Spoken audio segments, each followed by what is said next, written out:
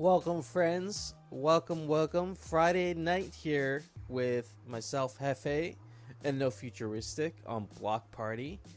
BlockParty has been just keeping the vibes. Every Friday night, we're just talking everything crypto, NFTs, deep in the Polygon ecosystem, and just having a good time. We're hanging out in the Gotchiverse here, and we got Nofuturistic.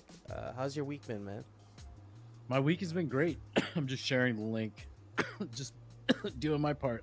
Nice. I haven't hit this stupid vape all day, and it's at the very end of the vape, so it was just like straight burn. Yeah, we also smoke the dankest herbs on the show, so feel free to light up, join us, whatever your vices are.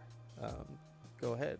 And I'm actually vaping some weed from a buddy of mine who actually grew this last year. So it was my first time kind of trying some of his homegrown stuff, and pretty good actually. So is there like a specific flavor that you notice with it? yeah, he didn't tell me what strain it was. I asked him, and he's like, yeah, I just kind of got these seeds from somebody and just went ahead and grew these 3 plants, right? So I have no idea what strain this is, but it tastes almost it has like a piney taste to it. Piney. What does piney taste like? I'm trying to think. Piney. I've heard that expression. You know, like a pine cone. Have you ever like just sniffed a pine cone? I sniffed it. I know like the scent is like clear in my mind, but I'm like, what does the taste like? Is that like a menthol-y kind of taste? Yeah, kind of, a little bit. Yeah. With a green, Like rosemary. Is that like kind of? yeah, I would actually, kind yeah, of- that's probably getting close. I'd say so, for sure. Okay. It's turning into a cooking show. Here we go. I'm actually growing some rosemary as we speak. I've been growing some herbs. I got some little herb garden going right now. So, Are you doing it indoor or outdoor? mine's outdoor. So I just, yeah. See, the thing with herbs is anytime you buy fresh herbs for like cooking, they always go bad like in a day or two. So you end up buying like this big bundle of herbs, and then you use like 2 little sprigs of it, and the rest of the shit just rots most of the time. Yep. But it's kind of nice growing your own herbs because you're going out there and you just kind of forage and kind of clip the bits that you want, and your stuff's never gonna go bad. So I'm kind of definitely seeing the benefits. Like I got my lettuce growing right now, and so if I ever need to make a sandwich, I just go out there, I go clip my lettuce off, and then go make my sandwich. It's cool. Yeah, I like that. I mean, I agree with you. I go out and I buy fruits and vegetables, but other than my bananas, which currently look like this, there's 2 of them left, so it's like I have to eat it. We're at the end danger zone for this banana. They go bad in a few days. So like getting strawberries and blueberries, I try to get them, or like fresh greens, I try to get them like every 2 or 3 days. So it's like the one thing I could ride my bike and rock with it in the back. I can't do that with eggs. I just buy them in bulk. But yeah, they go bad so quickly. I've been getting organic stuff too, and it goes bad even faster than the non-organic stuff. So it's like, damn. Yeah, that's the trade-off with organic too. Is like I eat a lot of organic foods, but again, growing it in your garden, it's organic, and you kind of just pick it as you need it. So you kind of just have this like ongoing food supply thing going on, and it's good. I'm curious to see how my watermelons are going to turn out this year because I've never grown watermelons before. So How do you need to dedicate a lot of space for watermelon? Because I'm assuming it's a vine, right? That grows. Yeah. Grows everywhere. It's we got 4 plants, and they're probably gonna take up a good like 3x3 area. Okay. At least that. Watermelon. Yeah. Are you just gonna eat the watermelon straight up? Are they seedless or seeded watermelon? I'm not sure. I mean, we'll see how they turn out, right? I mean, I think these are like genetically modified seeds, so they might be seedless. Yeah, that's amazing. I'm just scrolling through Twitter, kind of looking at the sauce. There's like all this stuff happening. Did you see the new Apple Vision Pro? I was looking for that. I was trying to pull up a post. Do you have the thing up there right now? You can share. Well, no, pass by something from Paulie that made me think of it. I'll show it. It's not safe for work. I apologize in advance, but it's funny as hell. It's yeah. So your thing's backwards. Your thing's backwards. It's your flipped. Oh, shoot. Let me switch that around. Actually, I think I can do that in the settings here. There we go.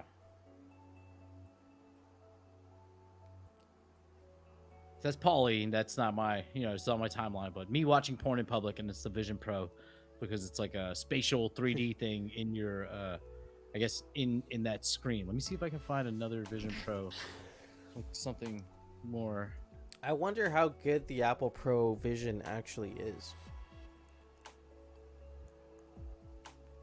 I don't know. I think like from the, okay, so like we've seen test video of it, like stuff like that. It looks interesting, right? But you have to think, like I was talking to my girlfriend about this yesterday. It costs $3,500 for this device, right? That's more than most of the Pro line computers. Like if you're paying that much for like you're paying that much usually for a desktop, right? If you're buying it from Apple, like, and it's a pretty beefy desktop, maybe not top of the line, but you're getting close to it. So yeah. I wonder what kind of computing power they're able to put into this like thing that straps to your head. It can't weigh 10 pounds because your neck's gonna be fucked. It's probably lightweight. So, is it like on par with like iPad? If it is, like if the operating system is, I don't know if it's worth $3,500, but with that price tag, it makes me think they have some like really advanced technology and computers in there to make it like viable. Because if it's just like it's like the Oculus and that's $1,000, it doesn't really make sense. From what I've seen though, it does look interesting. I would not be a first generation user just because I don't want to get radiation going directly into my brain via my eyes, because this shit is still so new. I don't want to get zapped. I recently went for an eye appointment and I asked my eye doctor, I'm like, hey man, I literally only see you every year, every 2 years. So I just got to get a few things out of the way here. We got VR coming, AR coming. You probably get these people with Oculus headsets, that come here for their eye checkups. Like, in your opinion, are these things fucking up their eyes? Like, should they be worried about these things? And honestly, he wasn't like worried about it, which kind of like, I was kind of surprised. So like he doesn't see a problem with that. He actually sees more problems like with what you're kind of saying is like neck injuries, people like having it kind of weigh down on their face and maybe getting some other sort of facial or muscular injuries with it, or like there's also people that have like epilepsy that might not want to wear that either.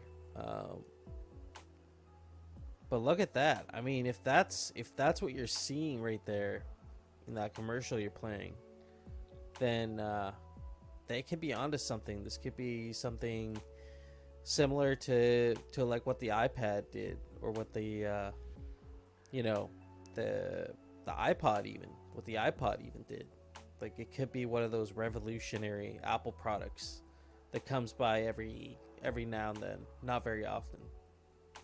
Yeah, there's two things that I don't like about it. Like if I had the money and this was tested, I would definitely buy one. I hate that it's wired. I feel like that's a fail, because I would feel like in a physical space you want to be untethered, and I don't understand the need for a wire. It's probably because you need to power this thing because it is like a computer, so that whatever is plugged in is probably also providing power to it. The second thing is like, all right, I'm old school, right? I had Pokemon on the Game Boy. When I was 14, I went to the store and bought it the day it came out. And when I got Pokemon, I would put my little headphones on and play it for hours on end with the music blasting. And after a couple weeks, I started developing like bad migraines from playing Pokemon. So I had to completely change the way I played and no longer listen to the music, because if I heard it, it would like trigger like headaches. So it's like that worries me, like with this kind of like technology, because it's cool, but it's really going to be like, if you're watching a movie, that means this thing's on your face for 2 hours plus. If you're using this often, like even when I used to do smartwatches, my arm would always feel funny on the arm that like had the smartwatch on it all the time. So it's just like that worries me more than anything. But I'm also like a crazy boomer, like conspiracy theorist. So for the technology, I think it's kind of cool to sit there and watch a TV, in your house that's bigger than the TV in your house. But I'm also open to, like, I want to see what it looks like, what people are able to do. Is there any cool kind of gaming aspects to this? Uh, that would be pretty cool. I mean, it makes me wonder what the future of architecture and furniture is going to look like in people's houses. Like, are we all just going to have this like bland white and gray furniture that's going to have like other shit projected onto it with your AR vision contacts? You know, as you're walking around, you can customize the skins of your couch and your TV and whatever. You know, but when you in reality, when you turn it off, everything's going to be just like white and bland and just like blah, just like what, nothing. You know.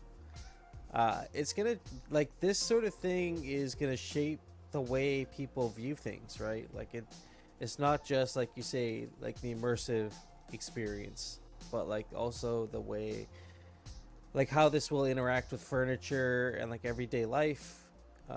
I was actually reading about surgeons that are thinking about using this for like training, like in school, like when you're actually doing operations on people, they can have a real, like almost an IRL simulation of the operation you're doing and learn through that experience.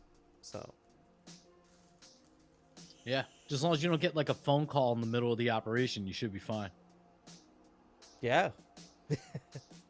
Get like a visual call in the middle of the, like, oh no, that would be horrible. Yeah, new technology. We'll see what happens. $3,500 is a lot, so I feel like it has to be mind blowing. But that's kind of like the iPads when they first came out. The iPads were like ridiculously expensive for their time. Yeah, but still, it was like, I remember getting an iPad, like even the low end models you can get for like $300 or $400, which is a lot. But even now, you could still get low end models. When the Apple Watch came out, it was pricey at like $400 compared to, like, you know, it's like relatively twice the price of like what the Android equivalent, the Galaxy, was. This just feels like it has to be really high quality. I think it's because, like, if you look at the Oculus, what does the Oculus? It's just like the Galaxy in that sense, right? The Galaxy Watch works really well with a Galaxy phone. I don't know what the Oculus works very well with, but if you get something that's Apple branded, that means like it's gonna be like my phone when I replaced it. Like I came in, I needed to basically just put my SIM card in. The phone asked, "Hey, do you want a copy from your other phone, which is right next to me?" And we could do it, you know, via the, you know, fucking Wi-Fi or Bluetooth. It did it in like a couple minutes, and the whole thing, my whole system, all the passwords, everything was integrated into this new phone. That's bad because of potential SIM swapping. That's a whole thing. But imagine, you know, this device now just fits right into your whole workplace, like your laptop, your desktop computer at home, your watch, your, you know, everything. You can, it opens up this whole new world. Yeah, I mean, I think also kind of what you're getting at there in the ways like cell phones. Like you're not going to need a cell phone anymore because, like you say, everything you need is like all the way around you through this like device, wearable device. Yeah, I just worry because, like, realistically, if you think about it, with these kind of devices, like, you have a cell phone, you have your watch, you have potentially like a health band or something, which is could be the watch, but other people use other accessories. Then you have this thing on your head. You're creating like a local Wi-Fi network, like a Bluetooth network between all these things. You're just sitting in an electromagnetic field that's created by these devices. I don't think we have enough research to know that over a long period of time that's going to be okay. That's my personal take. That just seems like this. Like, I'm not against the technology, but it does worry me a little bit that we're so Yeah. eager to like, jump into doing this. Because look at that thing. You don't think that thing's going to be like, where is it? Like that. I would assume that this. There's a reason why I used wired headphones, my friend.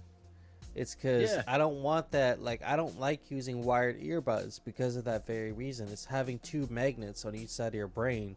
You know, over 60% of your body is water, and a lot of that is your brain matter. And so you look at, if you ever look at what water does in between two magnets, they're being, you know, electrically charged. I don't know, man. I think there are studies that have been done, but they're just not that accessible. They're not that, you know, I mean, think about just how disruptive that would be. So, yeah, I mean, I kind of agree with you there, especially with 5G. Like, I'm very kind of cautious with 5G. I do use 5G, like, you know, like we have devices that have it, you know, it's there whether you turn it on or off. but I just try and minimize. Like I kind of minimize my exposure to it, you know. So, yeah, I'm trying to get to the point in the video where it showed the. Let me just refresh it. Maybe that works. The actual device. Vision Pro.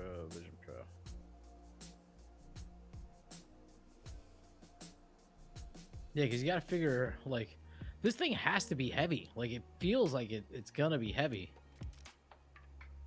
Where's that still image? Yeah, look at that. Yeah, look at that. It does look comfy, though. Yeah, it's just the first generation, so I want to see what happens with it first. They'll put out another one if it's a hit relatively quick. Like, it's also, like, I do believe planned obsolescence is a real thing. So, like, I want to see what those touch points are for failure for this kind of product before I would jump in. I don't know if, like, you know, you said it yourself earlier, right? You're kind of in a touch grass kind of mood right now, right? Mm-hmm. You're kind of moving back from technology, still very aware, still into it, but, you know, enjoying life a little bit. This is not going to help. Like, I don't want to go touch grass with this thing on my head. Like, go in a kayak and, like, still be on Facebook and Twitter. I mean, it would also probably be really cool, but the idea is to put this shit down and go into the real world. Yeah, I've actually been going shooting more. Like I have a couple you know, like I have a couple weapons, and I haven't really gone out and spent any time with them for a while. And so I thought it was a good time to go do that, you know. So I spent some time there at the range. We have a range that's not too far from here. A couple of them actually. So man, I want to do shooting. My girlfriend is against it. We'll go and do. It's a good way to work on your eyesight. Like we spend so much time on these screens. But your girlfriend is against it, you say? Yeah, she's against it, although she loves Big Buck Hunter. She plays it. She's really good at that, but she doesn't want to go shooting. She'd rather go to like a driving range and hit some golf balls. So she's pretty like active in that sense. Like she's down to do athletic stuff, so that it makes it work. It's kind of the same thing if you think about it. You're using an apparatus, you're using that to hit something else, and then you're looking for a target. Same thing, right? Same order of operations. I dig it. I most of my gun experience was when I was a Boy Scout, but when I first moved to Tennessee, we went up to like me and my ex-girlfriend went to like her bass player's farm basically, and the farm like was all the way. It's in Clarksville. This guy built his own metalworking shop. The wife had like a shed it was a big shed, but that was a full studio that she could practice in. And he had like a little like track behind the house that was big enough for his dune buggy to go around in. So he set up like targets, and he had an AR-15 with a silencer on it. So we're just shooting this gun. It was kind of dope. Like I'm for it. I'm 100% for it. How about fishing? How do you feel about fishing? Do you eat fish if you catch them? I love fishing. We actually, close to where I live, there are a lot of salmon that run up. And so that's a good opportunity to go out there and try and get some of those. Because, you get one salmon, that's like at least 5 pounds of like quality fish. You know what I'm saying? And then you gut it, you do the whole 9. I just do it right there, man. Right in the water. Just right there when it's still kind of, when you just catch it. It's the best time to do it. And then just clean it out and then just take them home. I think you can usually catch like a couple of them. Like there's like limitations on how many you can take home in a day for good reasons. But it gets busy out there, man. Lately, it's like last couple years haven't been too enjoyable, honestly. Because we get a lot of people that fly in, sometimes from all over the world. Will come in and fly out here to go fishing, and so a lot of the local spots where you can just run up and park are usually like I've seen fist fights go down at the bar where people are fishing because they're like shoulder to shoulder, and lines are getting crossed. And when salmon hit those, when they hit that bait, a lot of the time they'll just like. They go everywhere, right? And then so the lines get all tangled up, and it's just mayhem. It's not like that peaceful kind of fishing that most people would envision. So I mean, 5 pounds of salmon. That's nice. I've tried to get. I've talked to a girlfriend about fishing in our kayaks in the lake, but I'm not gonna eat the fish, so it's just kind of like a pointless torture. But I love fishing. It's like nice and chill and relaxing.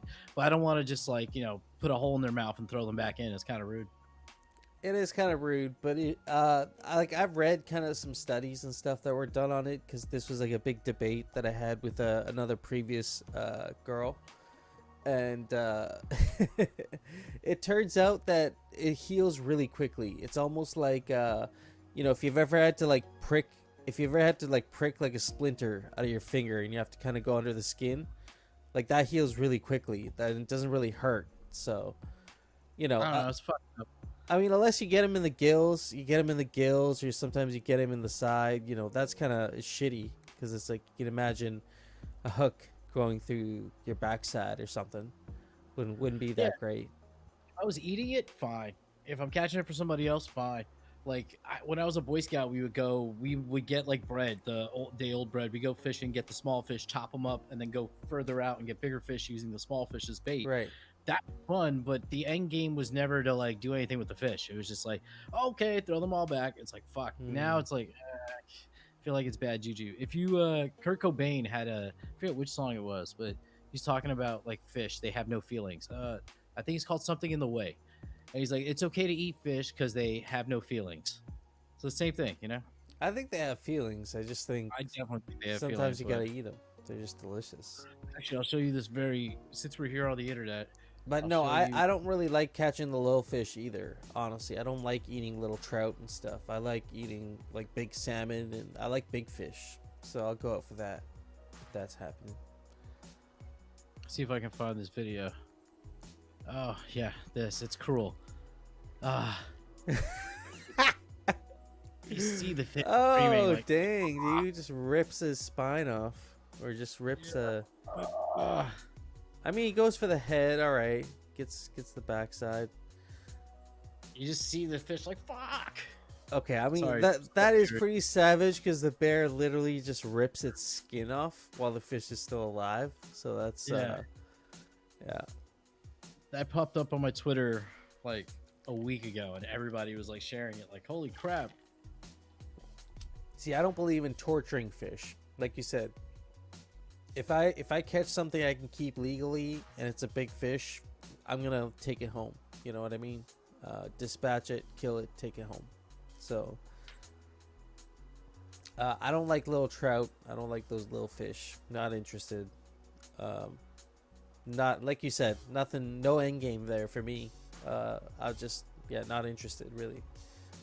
I wish there was like a artificial way for me to fish, like a fun, like, because it's relaxing. I just want to the VR. You just got to put on the Apple headset, and then Apple. No, then you'll get the iRod. You'll get the iRod, and that'll be your virtual fishing rod experience.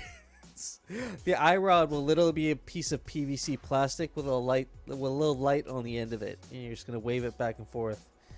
They have to weigh it, though. They have to give it some kind of gyroscope so that when I catch the fish, I feel it, because that's part of it, right? Oh yeah, it has haptic feedback, so it vibrates when you actually catch something. Yeah, but think about how lame it would be. Like, okay, you're out on the water, real life, IRL. You're out on the water. You have your fishing pole in a like hole, and you're just letting it go because you're waiting. Why would you do that in VR? Like, you sit the stick down on the couch, and then you just wait until it starts vibrating. Like, it would be kind of weird.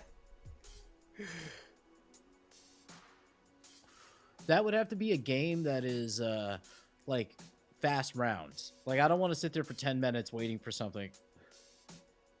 It'll be big for Web3 gaming, I think, though. Potentially. Well, if you can make it open source, I'm sure people come up with all kinds of games you could do with that. Yeah. So we could pivot. Is there anything you want to talk about in particular? I mentioned to you some news with the SEC that happened this week. Oh, yeah. Let me see if I can find. Well, we see this guy right here. He's up on the timeline. People are making fun of him. So Gary Gensler came out. SEC basically labeled a whole bunch of. That's not a real thing, but let's actually look it up. Yes, let me see.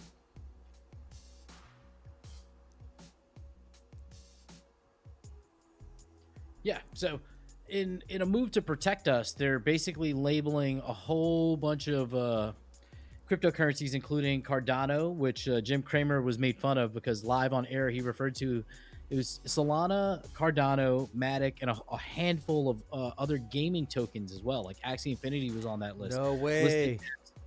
Yeah. So Dang. that like when that I got onto a space where like I generally when I get on these big spaces try not to like just blatantly shill hard, Right. but like I got on spaces and talked about it. It's like, yo, this concerns me. I'm a signer for like a gaming like DAO. Like this is bad. Like seeing Axie get, I'm like, we're sufficiently decentralized, so I think that we're relatively good.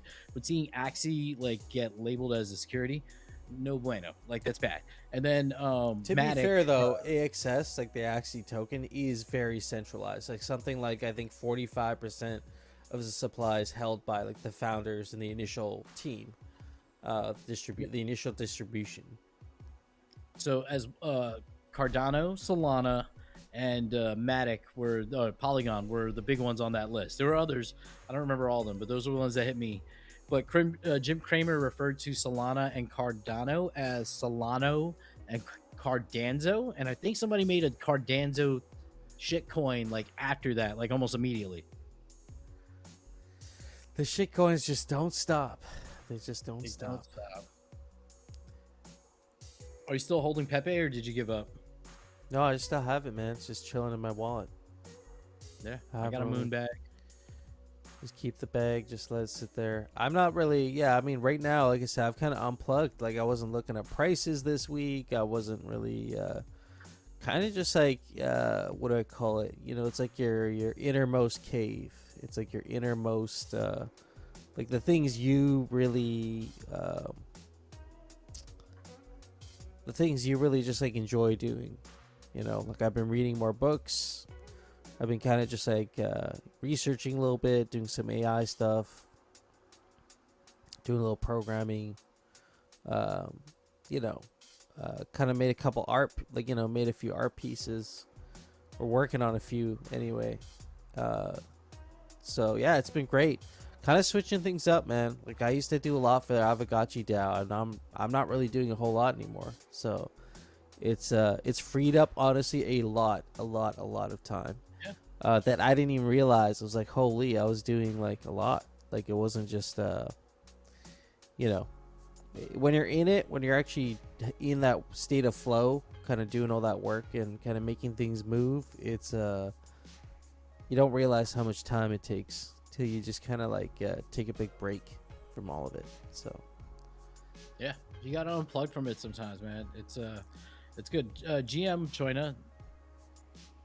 Oh, Choina is in the house. Welcome. Yeah, commenting on Twitch and in the GMI Discord. That's where we are. Soldanzo. Yeah, Soldanzo. Oh yeah, Fake Fest went really well.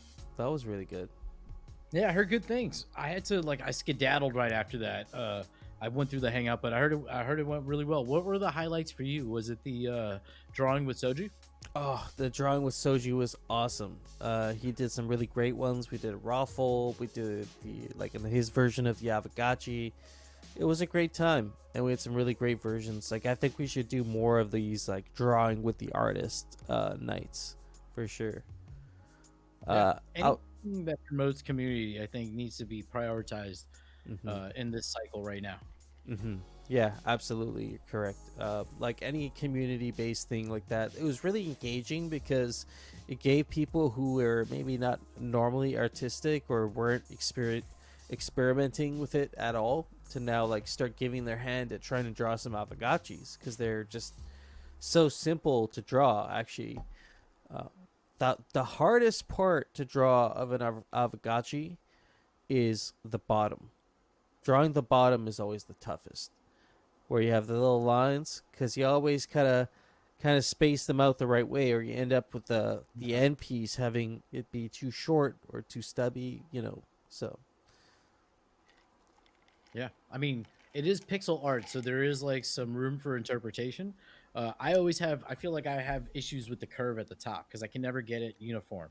Like drawing at the bottom is like my little math mind can ignore if it's a little off, but that curve, I don't want like my gotchi to look like he got hit in the head with a baseball.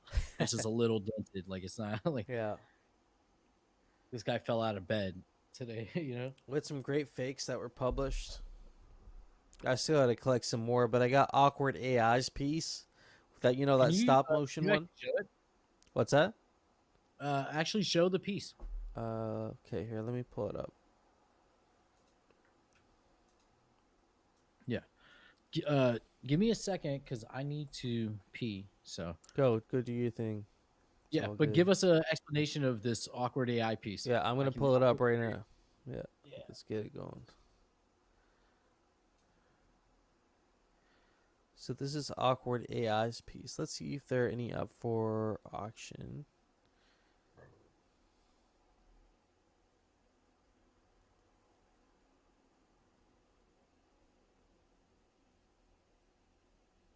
Awkward AI. Let's go. Aavegotchis.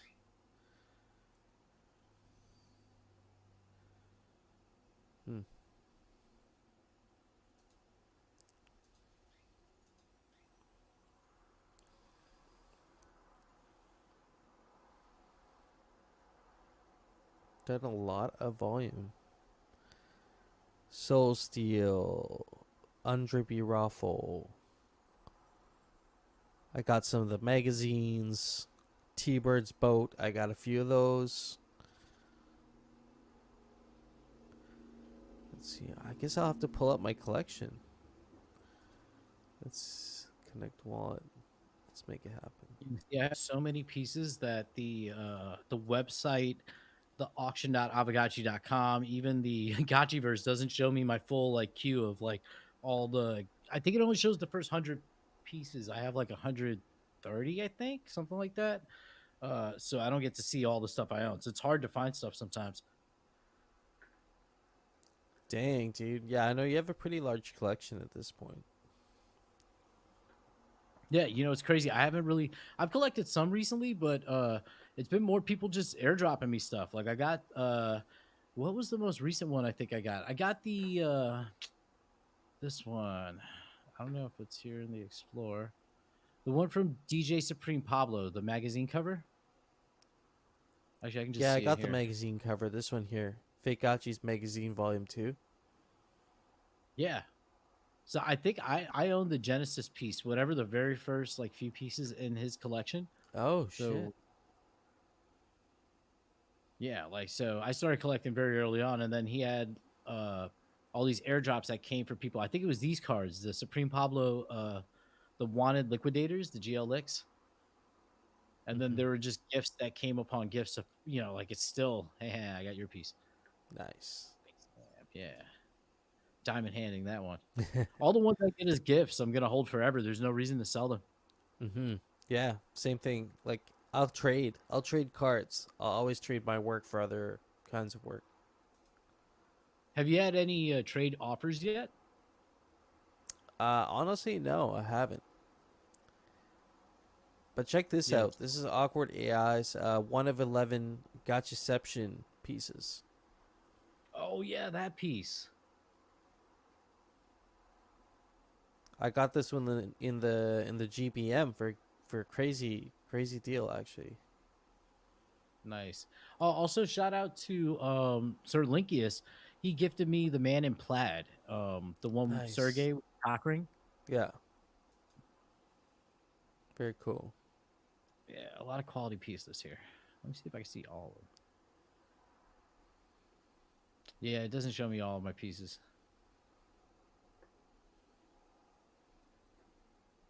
Some really good fakes dropped. Gotchis that you're working on for release? What's that? Do you have any fake gotchis that you're working on for release? Yeah, I have one more that I'm working on. That's like pretty much it's been done for a while, but like I keep adding things to it. So at this point, I'm just gonna put it out there probably within the next couple weeks, for sure. Yeah. Also, shout out to Soju. He keeps dropping all these like teaser images that he's working on, and they look amazing for BlockParty. Oh yeah, I mean, did you collect any of his recent lens posts too? The juice, the good juice. No, I have not been on Lens in months. I've just been on Twitter like grinding. Man, he's been dropping some fire for sure. Yeah, isn't Lens supposed to be doing an airdrop or something eventually? I feel like there Oh, will be a token. Aave was one of the tokens that was listed as a security. That kind of doesn't surprise me though. It's kind of crazy though. I would think that like is Aave not that decentrally, sufficiently decentralized? I don't think so. Dang. So I mean, theoretically, the Aavegotchi DAO could be. I mean, I feel like we are decentralized. There are whales that own big positions, but it's not necessarily the founders because the founders like abstain from voting from for the most part, right? So, I mean, for you guys in the United States, if this gets declared a security, how does that affect the average everyday crypto investor? Does that mean it affects you in the regulatory front, like reporting everything? Like, how do you think overall the U.S. crypto industry might get affected in the short term by this? So we're seeing it right now. It's like what happens is it's like what happened with Ripple, except people are fighting back now. Um, it's the SEC is like it might be a security. We're going to sue them. Exchanges that don't want to hold illegal securities are going to delist these securities to try to stay in compliance. And then realistically, it doesn't really affect me because I can still go to a decentralized exchange, swap for ETH and BTC, which are two of the things that were not mentioned at all because they're considered commodities. So I can always get to ETH and then get out of my wallet. I'm more worried about them like taking an approach where they like they blacklist wallets because they're using certain coins that are considered securities. It's going to affect like ultimately on ramping, but like a bigger issue is that they're attacking the exchanges themselves. Coinbase was sued. They mentioned Binance US, like they're trying to freeze Binance US assets. This is like it's kind of crazy. I'm thinking they're attacking. Like I was saying, I kept saying it on the Twitter Spaces. It feels like we have CBDCs going to be launched pretty soon. It feels like they're co-opting the technology. They know the technology works, but we've managed to get it to work in a decentralized manner, and it's picking up steam. So what they do is they co-opt the technology and then stop all the on off ramps, so your money is useless. You can't owning Bitcoin's great, but if you can't get it out and use it in the real world other than in barter or in certain countries right now, it's going to really like squash its use case. So I think this is like the U.S. government to a certain degree trying to co-opt the technology. For You sure. outlaw it, and then you launch your CBDC, Mm-hmm. saying we're protecting people. This is the way. Yeah, and I think you're also going to see coincidence with that, you're going to see probably some other events that kind of create enough fear to push people into that sort of circumstance, that sort of desperation. I mean, we're kind of seeing it with the printing of money, the raising of the debt ceiling, the BRICS partnership agreements coming away from the petrodollar. We're kind of seeing all these things happening uh, in real time at the same time as what you're kind of saying. So I 100% agree that we're looking at probably some sort of CBD's adoption or enforcement, you know, implication pretty soon. Yeah. So this is Polygon for today. It's down 7%. I saw the news come out and I was like, should I sell all my Polygon? Because all my Matic, I have a bunch of Matic that I have from trading NFTs. But I was like, nah, whatever. I'll buy the dip. So I have USDC because there was like Nice. there was a random ghost spike a couple days ago. I mentioned it in the Discord Oh, where ghost jumped from like 94 cents to like over $1.10, and I just happened to check the price and I saw the spike and I just sold a bunch of ghosts into it, and then it went back down to 94. So I was like, oh crap, nice little 10-minute thing. yeah. So like that excess cash, I'm like, I'm gonna buy some Matic, but I'm waiting for it to Nice. dip lower. I don't know Yeah. what are we'll do some TA for idiots. Let's see. So this is the support level, 71 cents. Yeah, that makes sense. And then if we go lower, we're going to 40. I can see it dipping to 40. Yeah, I could see It's it getting dipping to 40. I mean, it has before. There's yeah. no There's no reason why there isn't room for a double bottom there to happen. You know what I'm saying? Yeah, when I initially bought Matic, it was somewhere around. I was somewhere around here, and then I sold it when it went up here, and then when it spiked up to like here ish, like where are we talking? Like 70 cents, like around here where we are now. I realized my mistake and I bought heavy, and then I sold at the top, and then it dropped, and then it bounced up again. I sold again at the top, and then I'm just reaccumulating now. Yeah, I think a lot of people have just kind of been in low key accumulation mode. So I feel like this would be just another, probably one of the last few like big buying opportunities at those levels that you're saying 30, 40 cents kind of thing. Yeah, I wonder though, like if this affects like the NFT markets on these blockchains, like Solana, Cardano, they have NFT marketplaces as well. Did Does that put like OpenSea at risk of trading illegal securities because they're mm, based in Matic or based in Solana or Cardano? Yeah, well, here's the thing. NFTs are a little bit different, and that's why Punk's. I don't know if you ever read Punk 6529's tweets, especially some of his earlier ones. He talks about NFTs a lot at being like uh, the last kind of frontier for like crypto to continue on in the way that it has been in a decentralized kind of open fashion is because the nature of NFTs kind of are protected by free speech amendment. Because really, what you're creating is art, and art isn't really restricted by any real legal binding. You know, it hasn't been historically. So really, they would have to have some sort of enforcement on art, which is totally just seems very, George Orwell, 1984 style, you know, totalitarianism. I don't think people are gonna have it, right? Like art's freedom of expression, it's the core of many cultures, and so if someone wants to create some beautiful art and monetize it on chain and sell it, how is that any different than selling it on the street? I guess you just have a bigger market, essentially. Well, it's the expectation of like profit from the resale of the art. Like, Yeah, but I could say the same thing from like the street seller in Mexico who's making some beautiful art and selling it. You could say that's technically a security by their definition because they have an expectation of profit from selling the artwork on the street. Then someone's buying well, the it. thing is that you're not speculating on the common enterprise of that artist. Yeah. You're just like in that sense, like you're like you buy the piece, you think it might be worth something. You'll never know who, even if you buy it off the guy in the street and then sell it somewhere in America, no one's gonna know who the artist is. It's not really on the artist. It's because the value is inherent in the art.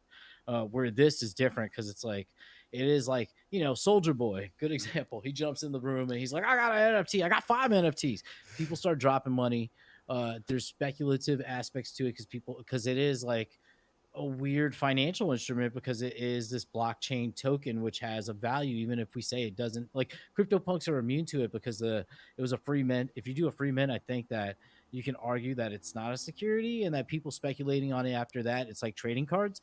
But when there are other cases where it becomes like like this, you're staking it to earn something. That's like, oh fuck. Yeah, as soon as you put the term stake and earn anything. Earn anything. You put earn beside anything in crypto, and people will start looking at it like, what is this?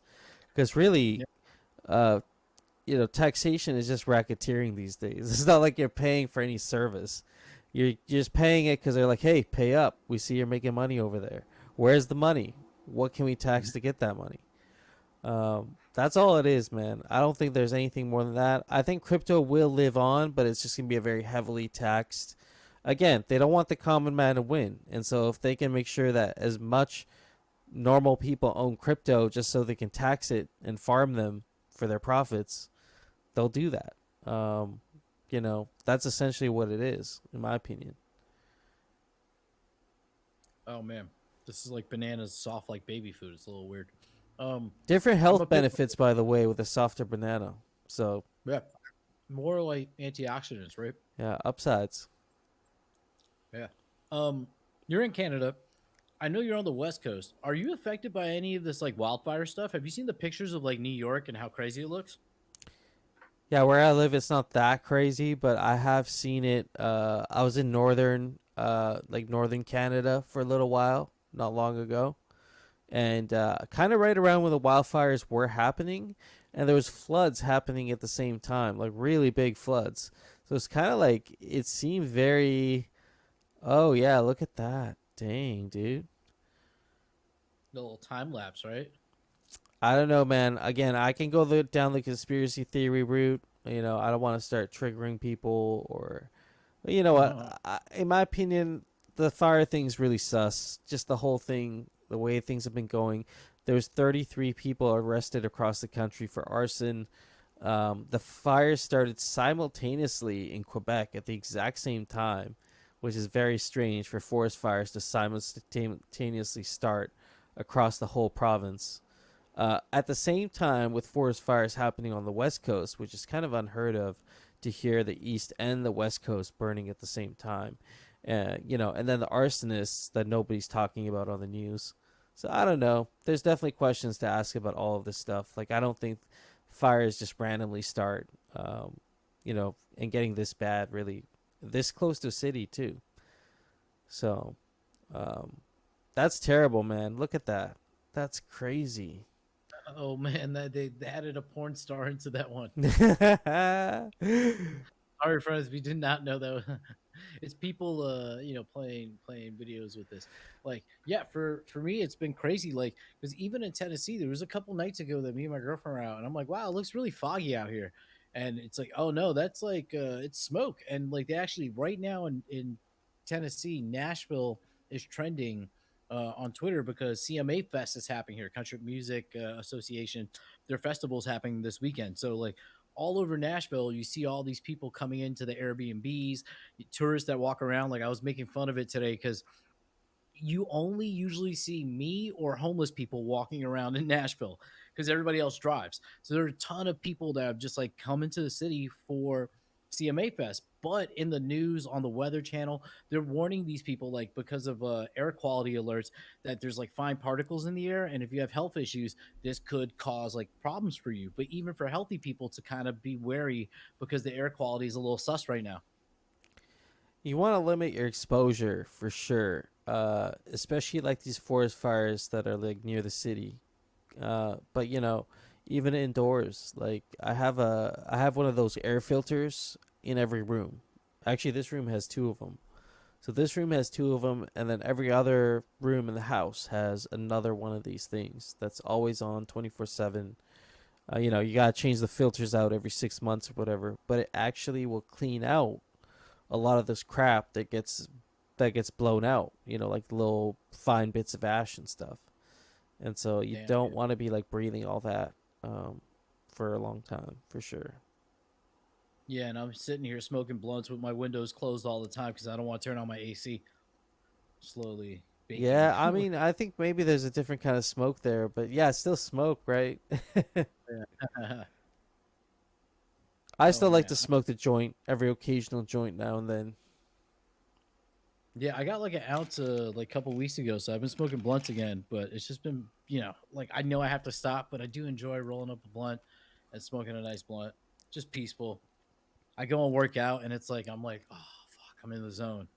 I'm growing some of my own this year. A buddy of Yeah. mine grew some of his last year and hooked me up, so uh, you know, shout out to him for hooking me up with some of that. But I'm growing some of my own this year. That is Some awesome, man. White Widow. How long does it take based in your climate? Probably, what he's saying, probably 60 days, 2 months, something like that.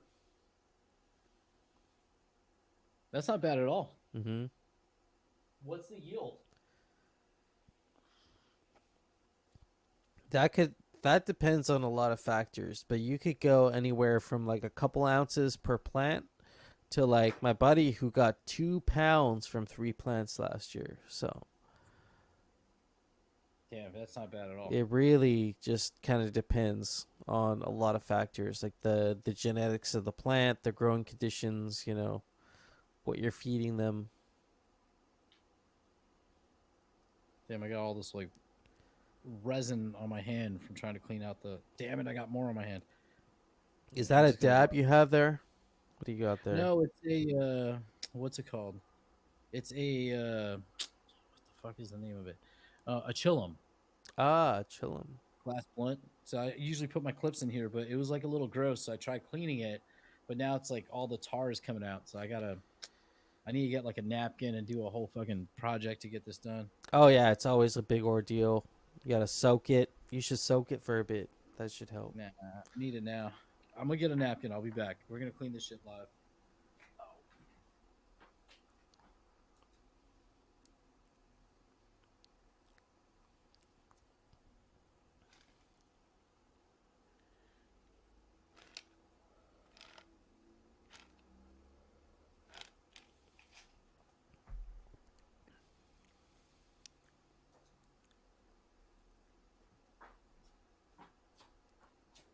All right.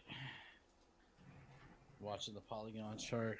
Try to clean this stupid thing. What was that Polygon 2 that we've been seeing recently? It's the weird like thing. It's like a thing going on. I'm not really sure what it is, but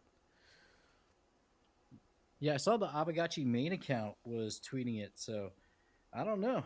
I was like, maybe it's like something about EVM, ZK EVM. that's what I thought too. Mm-hmm. But I don't know. Like with ZK EVM, there was speculation that there could be a airdrop, right? Would they want to do that right now after being declared a security? Yeah. I mean, it would add privacy and security to Polygon's chain. It would actually bring in more business, in my opinion, because people are trying to do that, double up on that security, privacy. So you think an airdrop would be smart? Like, imagine a decentralized ID service, that challenged all the other ID services. Like, are you talking about IRL ones or just the Web3 ones? Well, I mean, here's the thing, right? We're talking about, like, we were just not long ago talking about CBDCs. Yep. Like, a lot of corporations, think about Facebook, Google, they are actually not on board, not quite as on board with this plan of a global government run CBDC as they are bullish on something like, providing their own revenue streams, creating their own revenue streams that they can control through possibly their own token. We've seen Facebook try this twice now. And so the government, for them, is more of an obstacle than anything. Yet these corporations do have quite a bit of power, enough that they have deep surveillance. Right, there's a surveillance kind of a aspect to it. But I could see these corporations kind of, for example, supporting like the Matic blockchain with higher privacy and security, and saying, "Hey, your Google account is now on chain via our own SuperNet, for example," and offer a alternative identity solution that people could adopt, that people could use in replacement of something that would be centrally issued. What do you got there? That's all the shit pulled out of my pipe. Dang, dude. Are you gonna roll that up and smoke it? Roll it up in little No, balls? I'm gonna put it in the garbage and hope my girlfriend's dog doesn't eat it. Yeah, that would not be good. Yeah. Oh. I was actually looking up poisonous plants for dogs, trying to see if there's any out in the garden that the dog would be susceptible, like couldn't eat. Puppy updates. Tell me. He's a little bit of a shark, so he's been chewing up my hands. Not quite as bad as you would think, but very much chewy. Wants to chew on everything right now. And but other than that, he's being a puppy. So I'm just letting him do his thing, and he's learned a couple tricks in the last couple weeks since we got him. So What are the tricks you're talking about? So he does a good sit. He'll do a sit on demand. He'll do a sit without asking. He'll just come up to you and sit. But definitely will do a really good sit anytime you ask him to. He's got his downs. His downs are working really well. And then I also do this thing where I'll kind of like walk and I'll hold a piece of food and he'll kind of just like, not quite heel, but he'll definitely keep his stride. He won't walk past me, but looking up, making eye contact. So we just do little exercises like that. Just real easy, uh, try and keep his attention span for at least a couple minutes while I can. Yeah, it's awesome. Dogs are very receptive. Are you using treats and like a clicker? Do you have a specific like method that you're training him with? Just positive reinforcement for the most part right now. Like I don't have any sort of like correction or anything. But as you train them, like with leash training, for example, that's probably somewhere where you would want a little bit of a correction to make sure your dog's not like lurching around everywhere. That's definitely one thing that I want to make sure I train this. You got to train this dog to not pull on the leash so much. Like it is a very like receptible. It's a Those motherfuckers are wild. Like you have a German Shepherd. Like I walk my girl's dog, and he has a pinch collar, and he's just dragging me like it's nothing.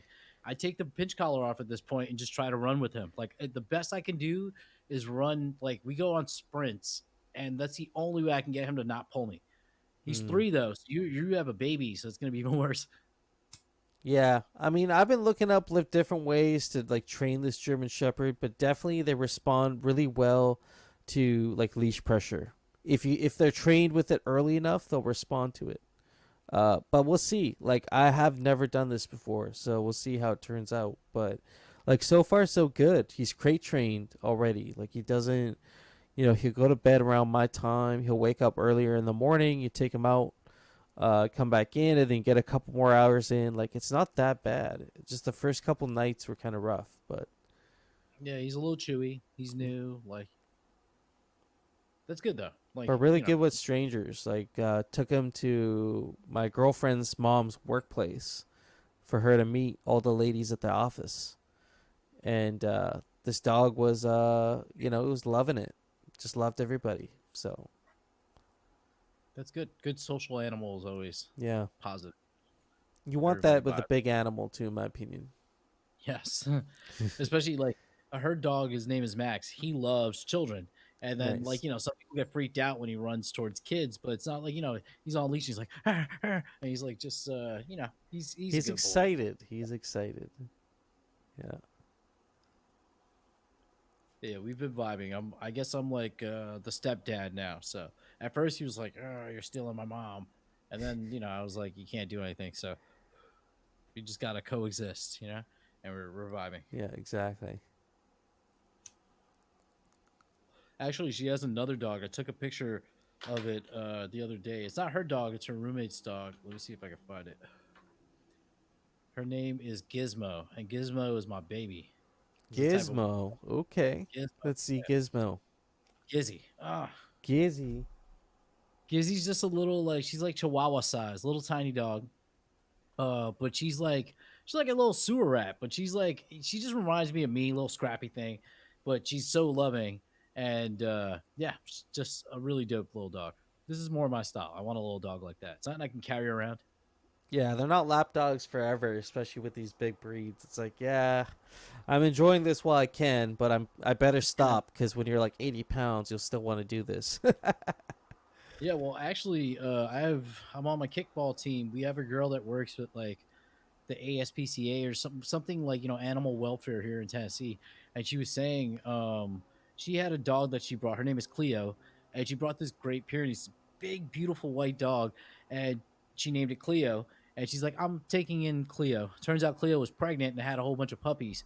And I was like, oh, do I want to get this dog like as a puppy? Because that dog was like the most cuddly dog. Like it just wants to, you want like, it's like a pillow. You want to lay down with it, but it's huge. So it's like I was debating whether taking one of those puppies. I ultimately not do it. I was at a bar and a woman had a kitten that they found, and I also debated taking the kitten, but I was like, I need to. I don't want an animal right now, not yet. They are very adorable when they're little puppies, but they're also very menacing and can be a little snappy for sure.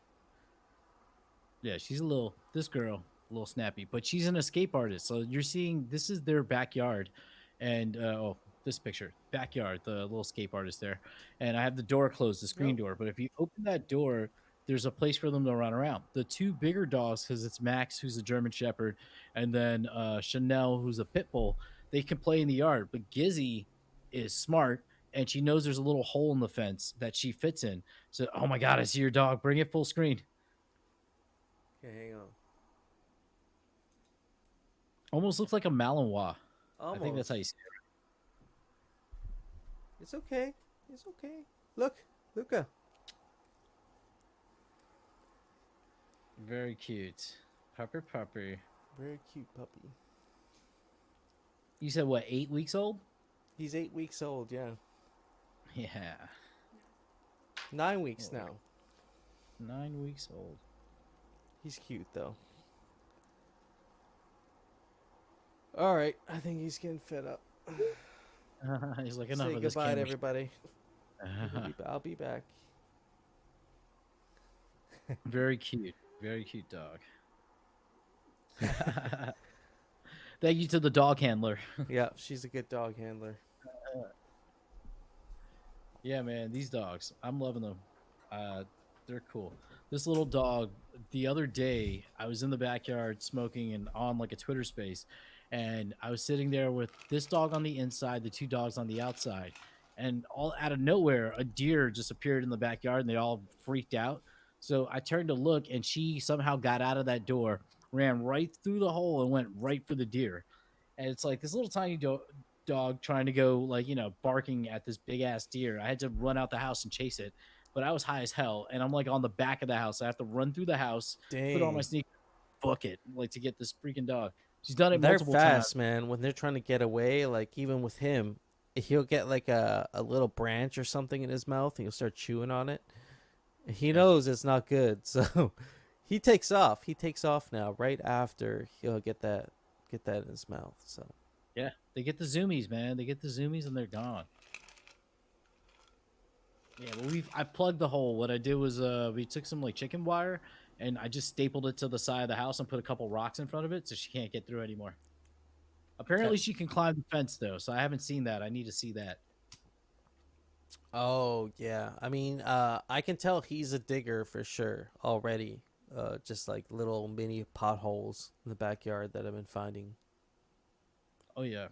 We have a Max is the same. mole. We have a mole that lives underneath like the lawn, and it's been down there for like years. And I think he smells the mole, so he's already start to go look for the mole. And I feel like it's gonna be like a lifelong quest for him to find this mole under the lawn. But I also feel Yep. like the lawn's gonna pay the price because then you're gonna have all these mole Is it the holes front everywhere. lawn or the back lawn? The back lawn. Okay, so that's not too bad. But where's your your plants? Does the dog have open access to your different vegetation that you're growing? No, no, because I have raised beds, so the dog will never get to them. Okay, that's good. Yeah, because the dog might take out the plants. It likes eating some of the herbs. Honestly, it'll eat some Uh, herbs.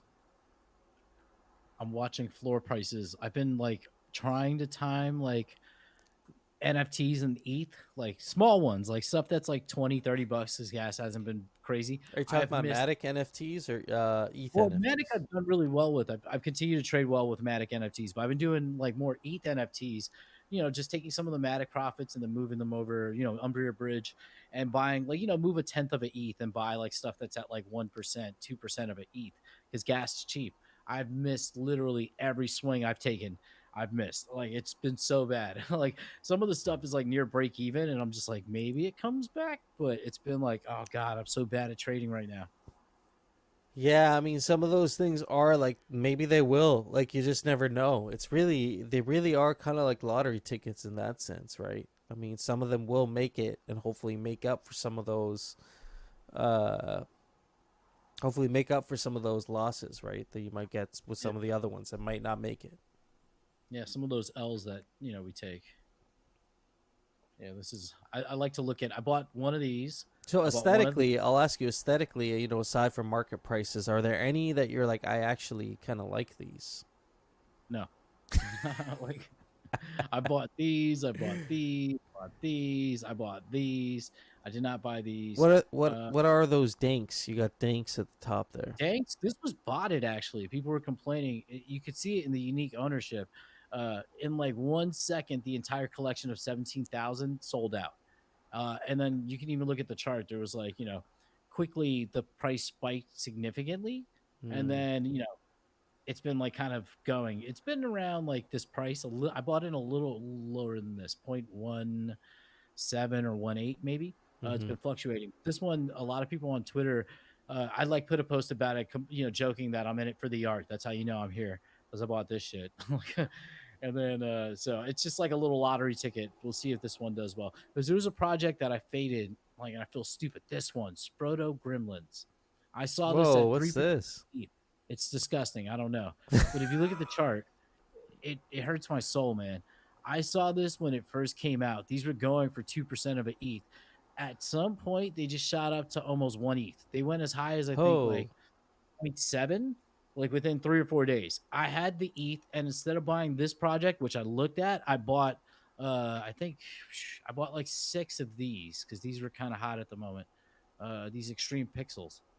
These have ate shit.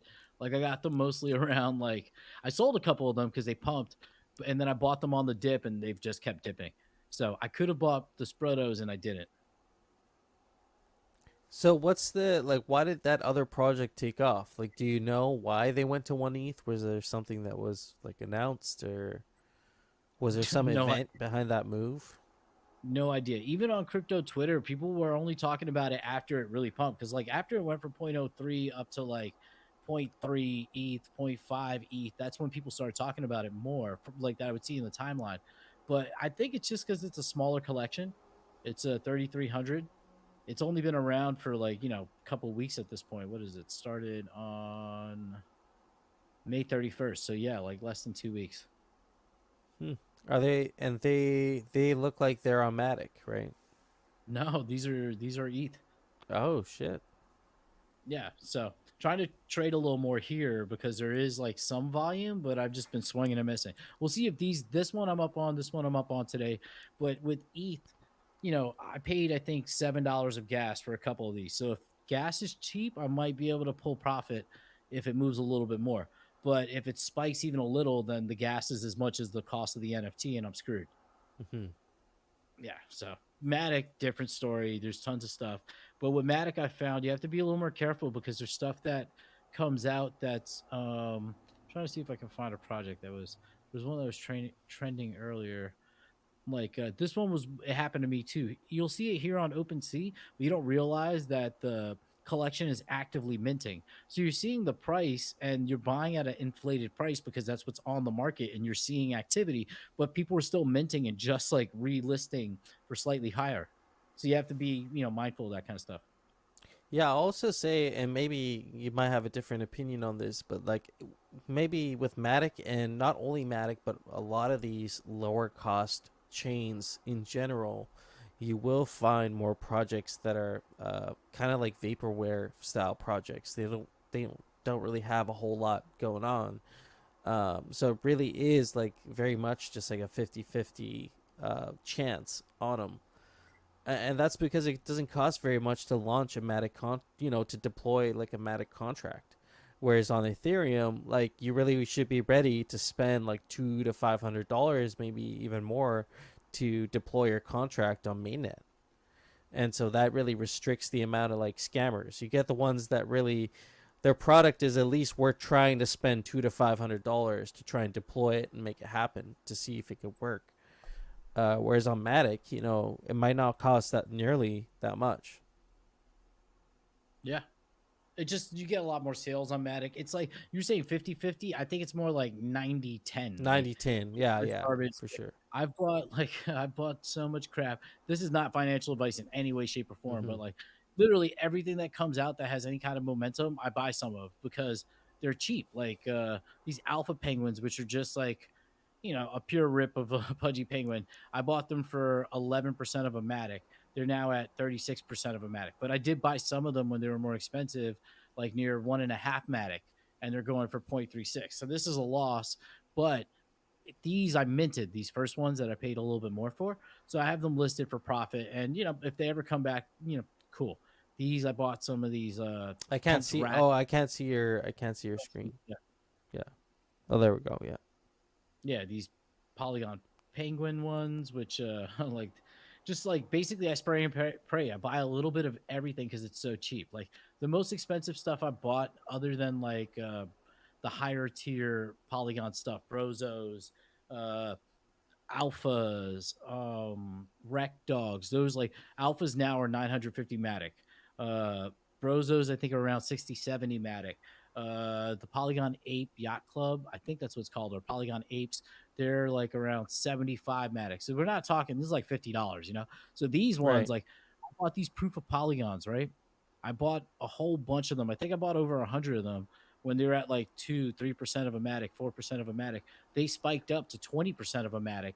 So because the fee is so low, I can sell it very quickly and take a quick 4x, you know? Okay, so in percent, you're looking at all of this in percentage terms, but you're buying the quantities to actually make up. So like you're not making like 20 or $80 per flip. You're making less, but you're doing it with more NFTs, essentially. Yeah. So like this one's a good one. This popular puppy punks. I had like 30 or 40 of these.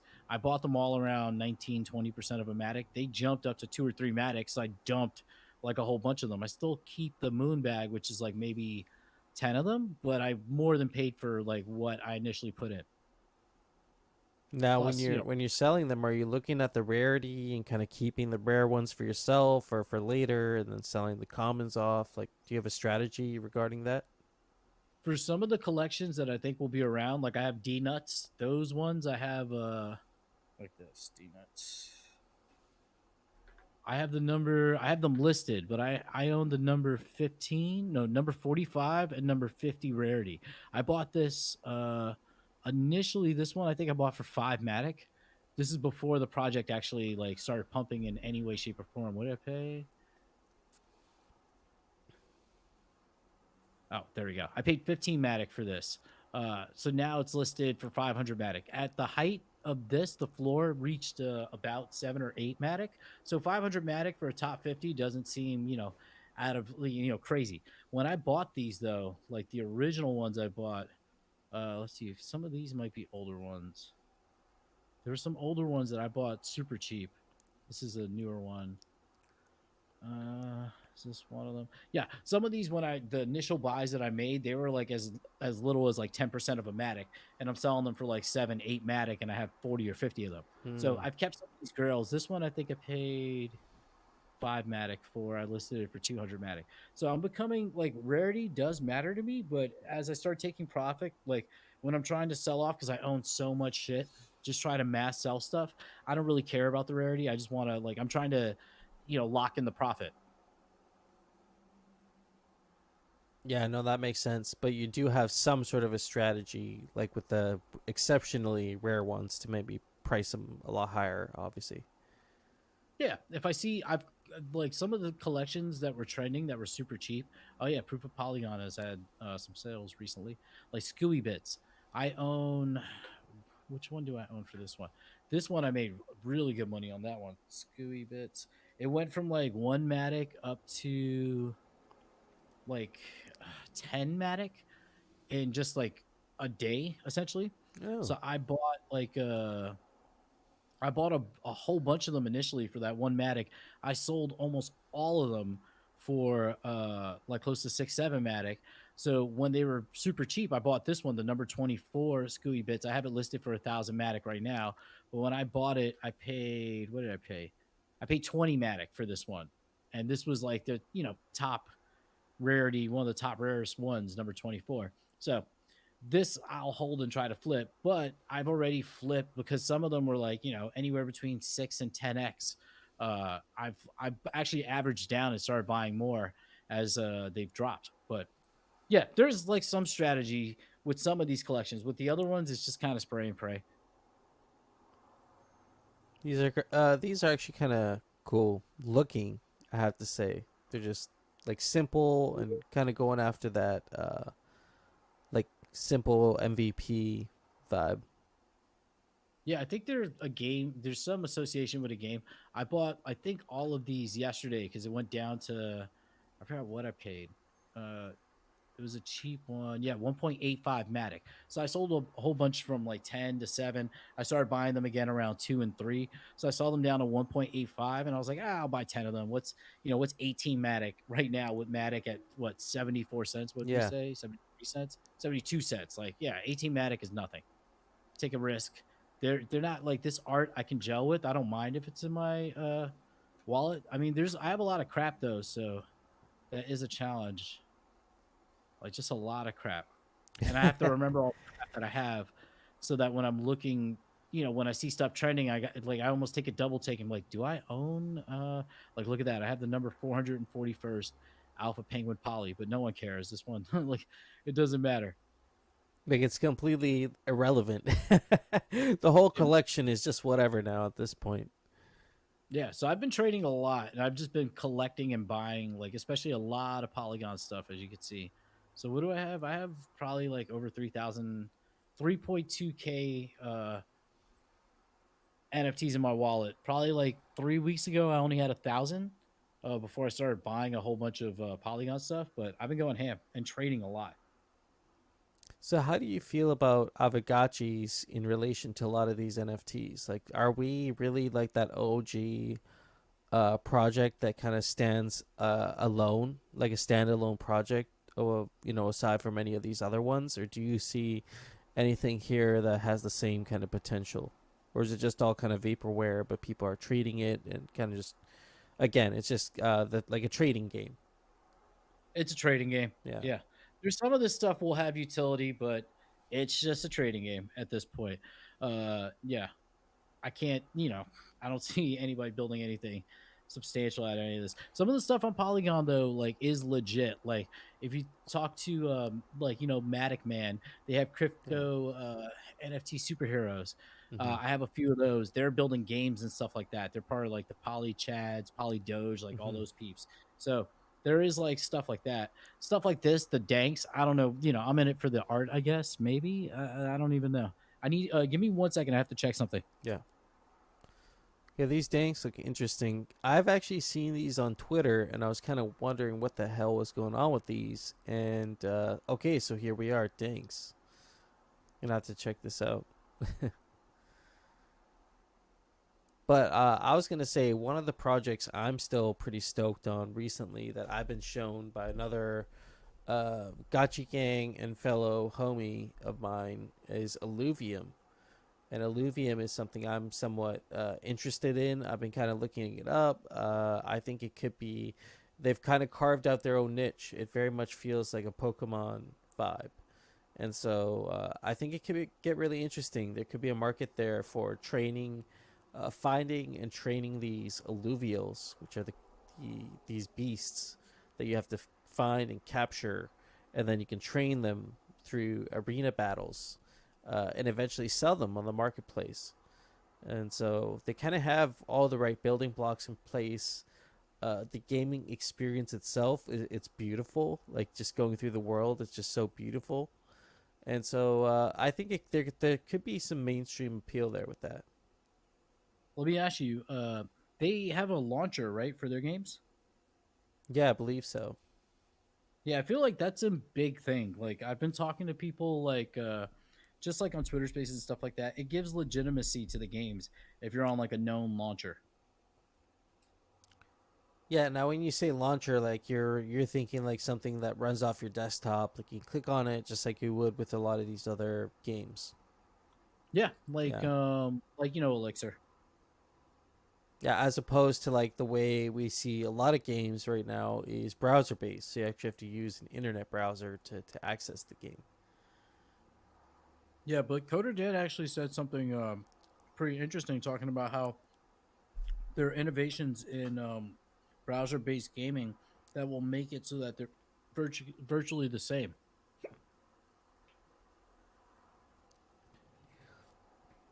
I mean, I will say like browser based experiences have been accelerating ever since COVID kind of started. There's been a lot more like browser based features that we didn't have before, like especially with video calling, AR, VR, that sort of thing. A lot of these experiences can be broadcasted through like your Ethernet, whereas before, like you said, it did require a launcher on your desktop.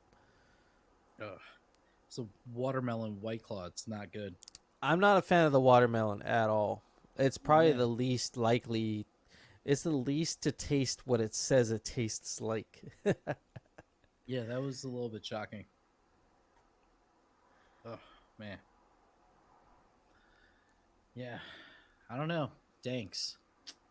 Just looking at this thing, it's put my future generational wealth into this. But I only ate. What did I spend? Like 2% of an ETH. We're talking $35, $36. Like nothing big.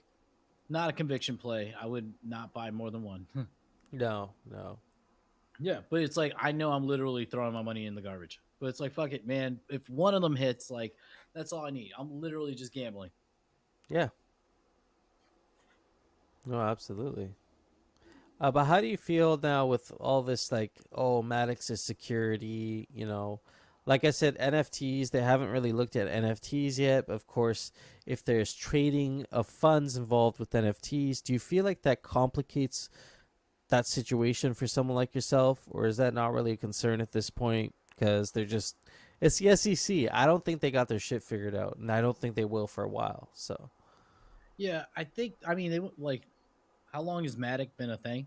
yeah, They're going after Matic and Cardano now, so it's like it takes time, and a these are lot. big fish.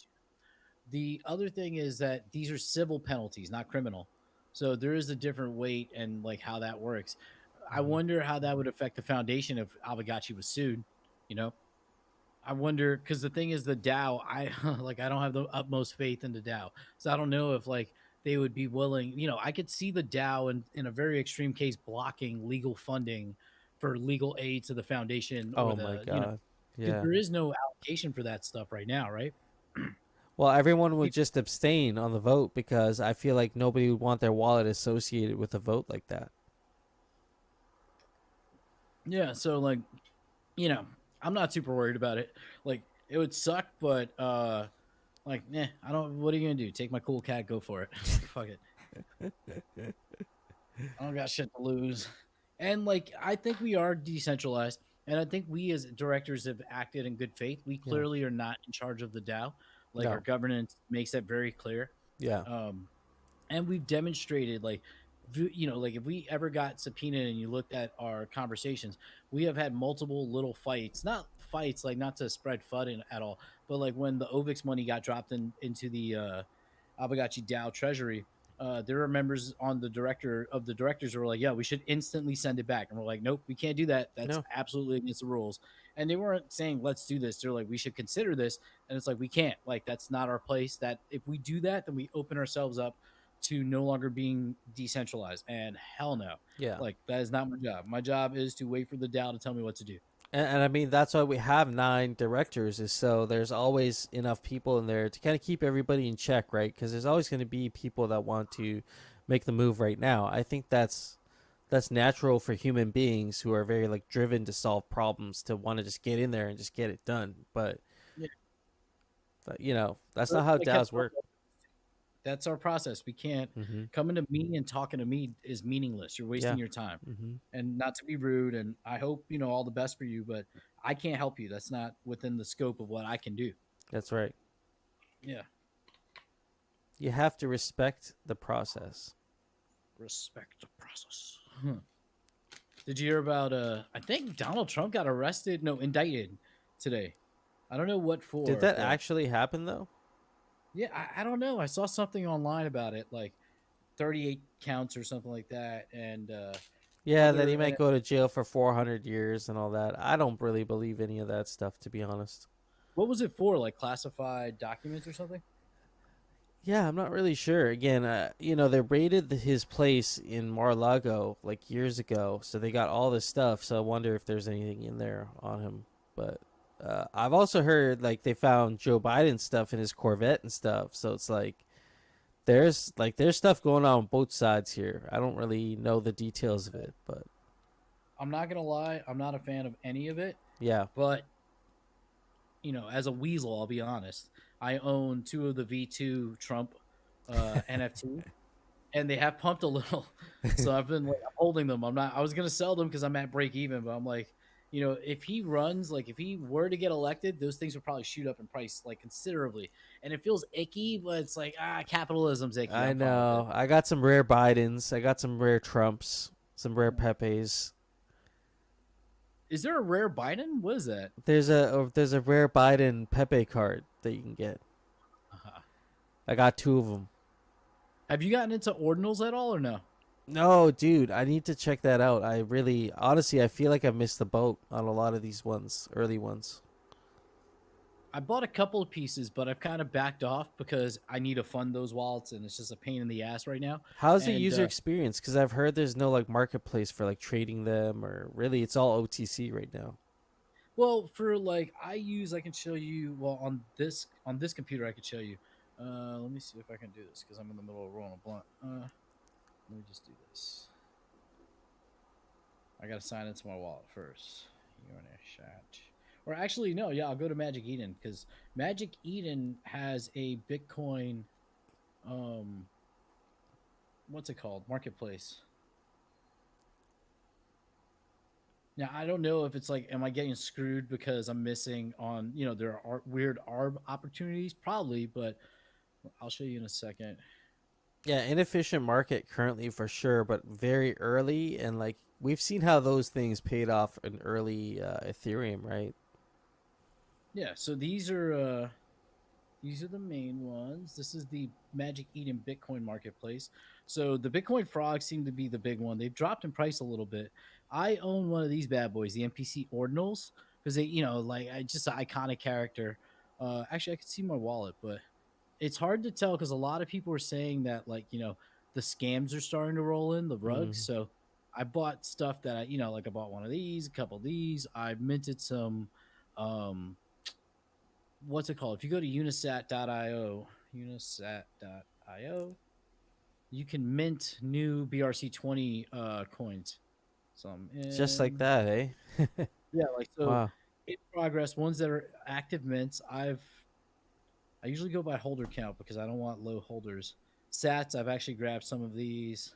I think I've grabbed Doge. Let's see, mint directly. Yeah, it's relatively easy once you have the wallet. I probably don't have the funding to do it, but you'll see here, pay with wallet, sign and send. And this will, once this transaction goes in, I'm inscribing, basically, I'm minting this BRC20 coin called Doge. So now if I go to my wallet, we'll see it in there. Where is it? Unisat wallet. Yeah, you can see all the BRC20 coins I have. This one's a book. This one's Sats, Cock, CRSD, Doge, Ord1. Doge is the one we just grabbed. So I got 4,200 of this BRC token, BRC20 token that hasn't finished minting out. So for some of them before, like So last are week, these like shit coins basically on Bitcoin network? yeah, pretty much, yeah. Ah, BRC20s. OXBT was the big one, and you can see it here if we go and look for it. We'll go to our marketplace. Here we go. Yeah, this at one point last week, you got 5,000 of them for the free mint, which is just like the cost of gas, which might have been $5-10. mm-hmm. This 5,000 of them was worth like $300 for being for free. This went as high as like triple this price at some point, and now Damn. it's falling back down. So there have been like, there was one this week that I think was MXRC, but that one was botted to hell, and everybody said it was like, a bad experience. But it's not that hard. I don't really know how to sell. I know how to buy. Like I think selling, you can list your stuff. Like if you go to your wallet, list stuff for sale, and then it allows you to inscribe Sats if you want. You can do register .sat names, and then do even create BRC20 tokens, but you're gonna have to pay the fees. Last time I checked to inscribe, it was like 4% of a Bitcoin. But I don't know if I was there on a high, like high congestion day. But I was just like 4% of it. Bitcoin is a lot to Yeah. inscribe. Yeah, but there's a marketplace for all this. There's like, ideally, people who are like trying to get sub 10,000 uh, inscription number Sats, and then now people are like becoming all obsessed with the idea of getting some of the Sats that were associated with the Bitcoin payment by, on I think I forget the name of the Silk Road for the Hitman. I think by Yeah. Ross Albright. Ross Albright. That's right. That's the guy. Yeah, so people are trying to get Sats from that transaction because it's considered historical. Oh, so those are like now we're looking at historical. Yeah, because you can track the history of every Bitcoin, right? So you can, Yeah. y- those stats you can see where they came from. Wow, that's Yeah, amazing. there are people who hunt down the Bitcoin pizza sats. or like the earliest sets, the ones that like from Satoshi themselves sending Bitcoin to people. People have found those sets, and they're considered super rare sets because they're early Bitcoin sets. That's interesting. Now you're getting into the hobby of collecting different rarities of sets, which kind of reminds me of these like penny collectors. We all know penny collectors. I have a bunch of pennies that I've collected, and you look at the dates. Anything below above pre a certain date was actually considered a more rare penny. Certain years were considered a more rare penny. So it's really it's cool, to see that happening digitally on chain. You just reminded me. I gotta check my wallet because I had a friend. I went to the bar to play pool. I gave him like $1 to go pay for the game, and we were gonna play next. And he came back and he's like, "I want to show you this." And it's like the quarter. It was like a stained, disgusting quarter, but it was like from 1950 something. And he's like, "This quarter is actually really rare. It's probably worth like $5-6." So he's like, "Don't lose this." I put it back in my wallet, but now I don't know if it's still in there.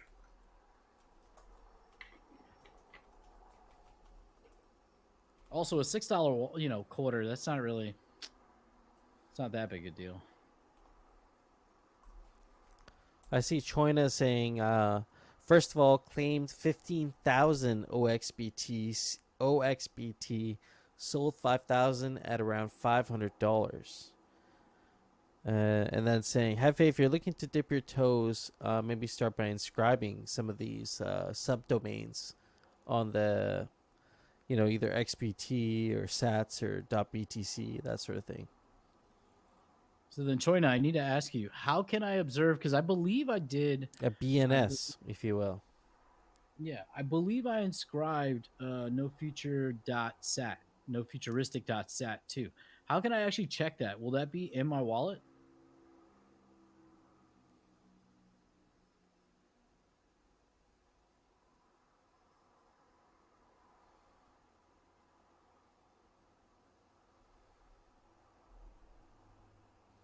Also, I hate this new Discord update where I only see C dot dot dot dot instead of seeing Choina. It's the dumbest thing in the world. Is that from the update? I was wondering why it was doing that. Yeah, it's really annoying. Like I want, I want to know who I'm speaking to. I want to know who's thinking about typing the next thing. Yeah, who's talking shit to me? Exactly. Who's about to say something? Oh man. I guess I can check. No future.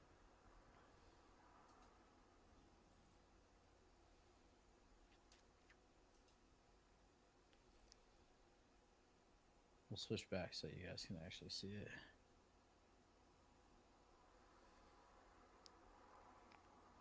Oh, I think I did grab them then. I wonder how I can check though if they're in my wallet.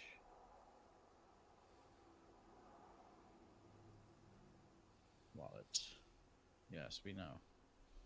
Search.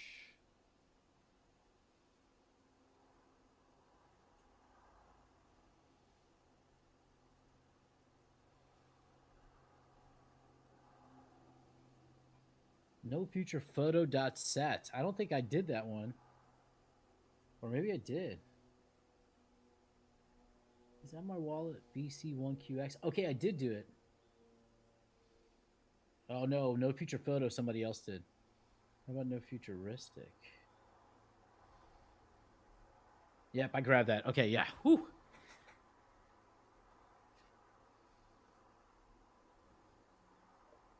All right, Hefe, you got to go grab yours now. What are we grabbing? Your Unisat once you have a wallet set up. Like your .sat Oh, name. right. Yeah, I got to get on that, man. I got to do it. Where do you store your fake rares? Is that on like a specific, like what kind of Bitcoin wallet is it? It's Rare Pepe wallet. So that's it's a specific wallet that they developed, that someone developed. It's been around forever, man. I mean, they use it to store Rare Pepes. You could realistically though, you could store a Rare Pepe on pretty much any kind of wallet that's compatible with Counterparty. Is that the software you need to make it work, or the wallet, or the Counterparty blockchain? is like kind of like almost like a sub chain of the Bitcoin blockchain, specifically for like all the Pepes and rare Pepes and all that. Okay, all right, that makes sense.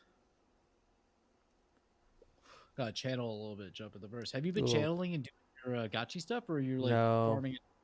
I gotta pass it off to someone, man. I'm so bad with it. I haven't been keeping up with it. At least your gotchis are getting pet. Gotchis are getting pet safely with the Orium Vault. Shout out to Orium, taking care of those Or you say, gotchis. we're not the vault. Right. We're not the we don't talk about the vault these days. Yeah.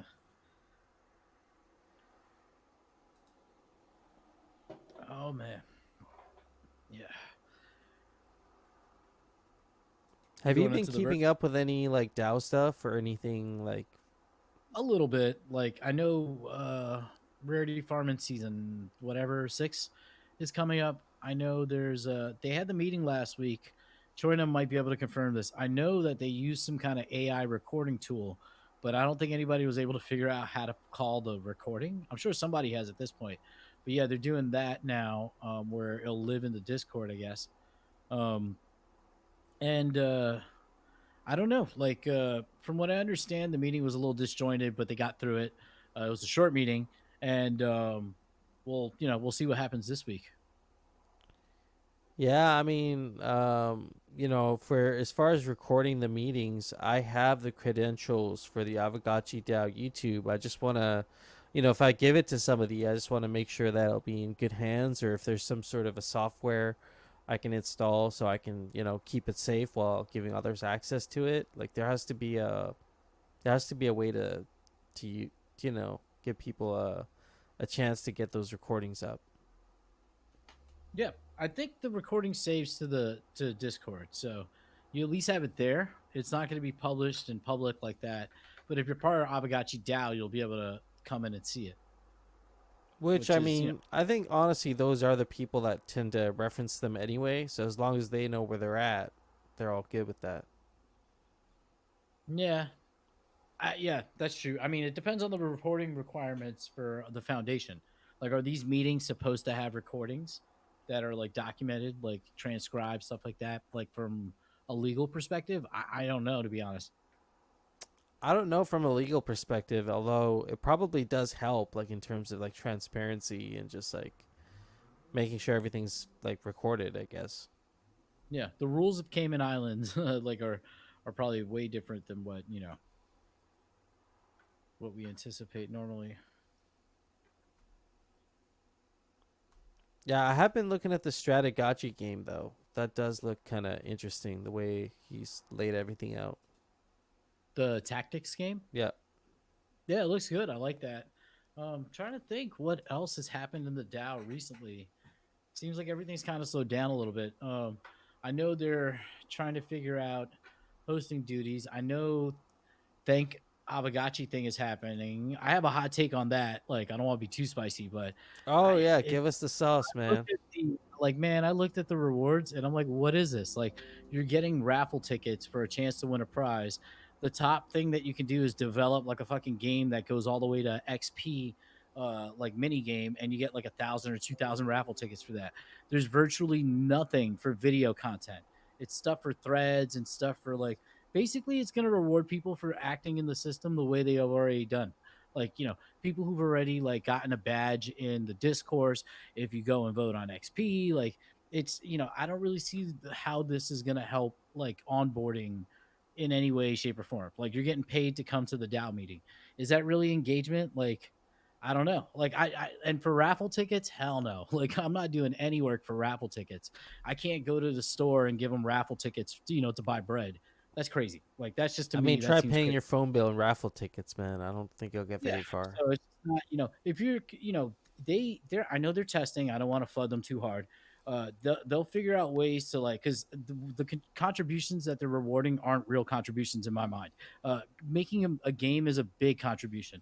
That you should not be rewarded in raffle tickets for something like that. That's silly. Making Yeah. content, like that's not how it works.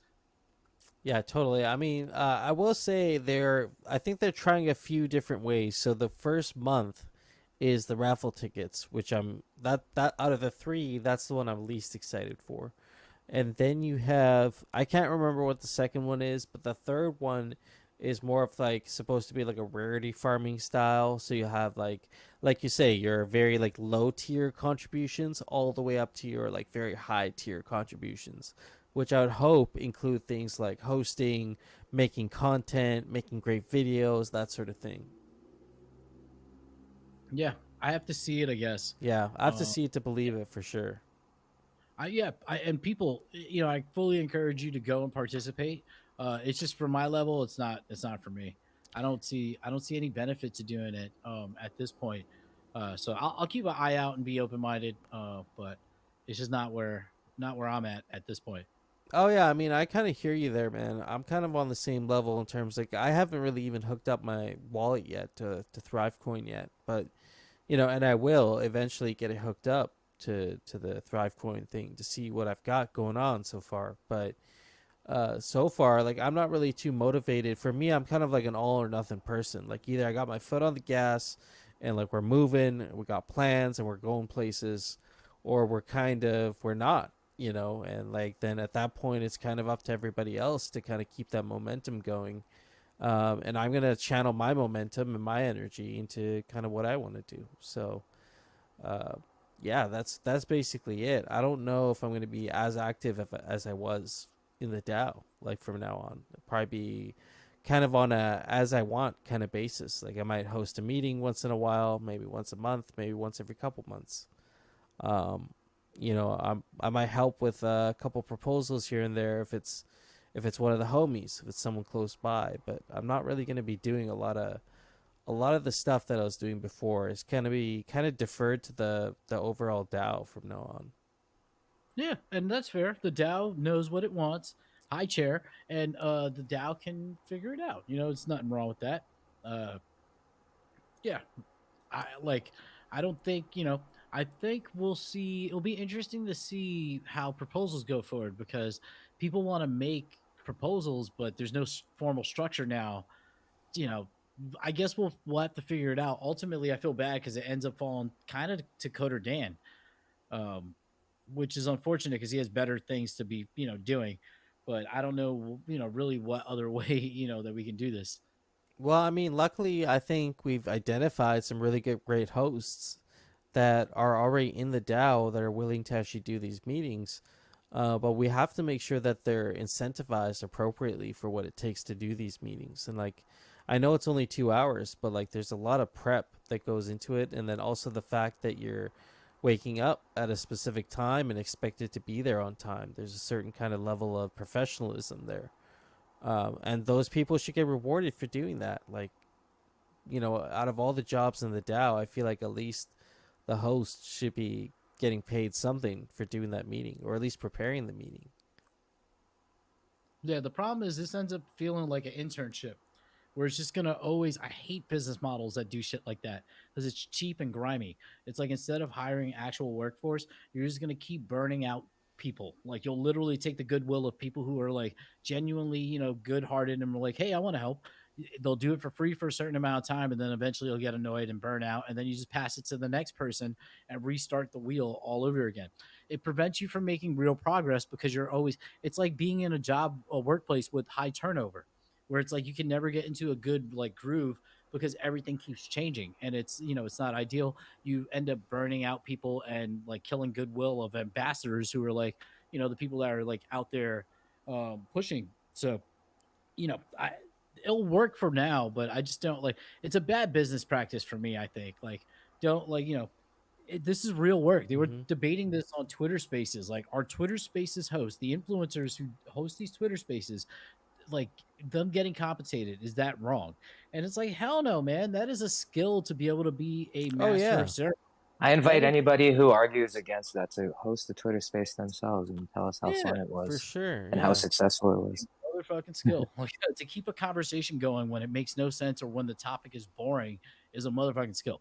And it's just like it depends on the goals. Like, with the DAO, I don't know what the goals are for these meetings anymore. I thought it was just transparency and having a record, but that's not like there's a point like people in the DAO want these meetings to be more like, entertainment slash like onboarding content, but it's like trying to sell, trying to make, videos of paint drying on a wall sexy. Like you're not going Yeah, to do no, it. I always thought of it as a parliamentary meeting. Like these are all people that are interested in some sort of governance, whether you got your proposal that you're lobbying for, trying to get it through the DAO, or you got a cool idea. That's kind of what it was. It was like a mix of Shark Tank with Parliament, and it was Yeah. kind of a fun combination. And I kind of felt like it was like fun for me to do that as a host, and there were other people that would be really interested in doing this like regularly. But it was a lot of work. Like honestly, it was a lot of work, and I mean, even for the amount that I requested from the DAO, I was kind of on the fence with it. I kind of didn't really want the proposal to pass because I'm like, I could do so much more with this time, and make more than what I'm even asking for here.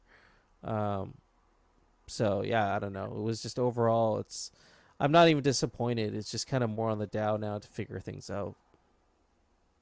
Yeah, which is fair. We got a lot of big brain people in the DAO, and they'll figure something out. Yeah. That's the Catch me up, Hefe. What did a proposal you put not pass for your compensation? Oh yeah, yeah. So in Is that short, too deep? yeah, TLDR. Like I put out a proposal just to ask for more funding to keep these DAO meetings going the way they have been going, and also get DAO Lens integrated. Like that's something that I don't really know what's going to happen with that now, but to get DAO Lens integrated as part of as this thing, and then also get other hosts involved. So it was kind of like an upgrade in terms of like our discourse in the DAO. But that proposal, it it didn't make it. I think a lot of people abstained. They choose to abstain for the vote, to actually vote on it at all, and so it just kind of flopped. And that's the second proposal that's kind of done that with in regards to this specific thing. So it was kind of like, well, there's no incentive to really do it. There's At that point, it's kind of like you just leave it up to the DAO to figure it out. That's what they voted for. Like, there's really nothing more to it than that. Yeah, that's sad. I'm very sad to hear that. I saw some tweets about it, like when it happened, and now the context makes more sense. I did vote on it, and I did vote yes. So Oh, well, fuck everyone I else. appreciate that, man. And I mean, like I said, I'm not disappointed. I was kind of low key for the amount that I was even asking. I was like, well, it takes so much of my time to put this together the way it's been going and to keep it going consistently that I'm like, I'd rather just get my Sundays back at this point. Like, I really value my time, and if it's not going to be respected, like I'll go use it somewhere else. You know what I mean? It's not Sunday. something that I don't have control over. I've had Sundays free for a while now, since like Yeah. March. It's been beautiful, man. Like Right. I get to go out Saturday night, like Friday nights. Like tonight, I want to go out, but I'm kind of like not going to because of the hangout. I always want to be, like sharp for shit. The Sunday meeting was easier because I was just recording it and then had to cut it up.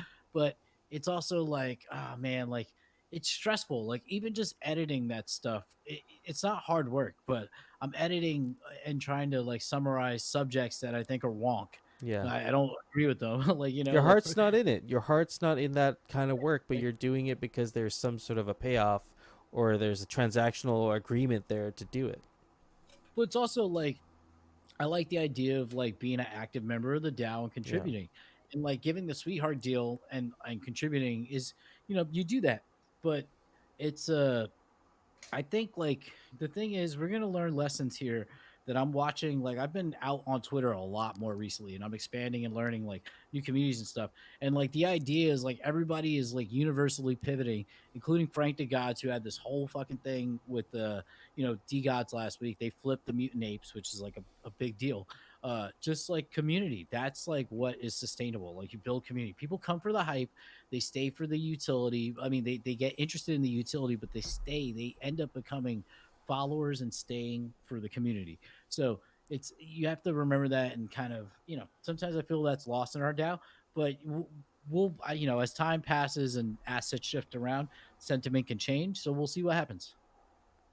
Yeah, absolutely. And from a content creator's perspective or like a independent like worker's perspective in Web3, your opportunities here are endless. They really are. Like you're not tied to one specific DAO or entity.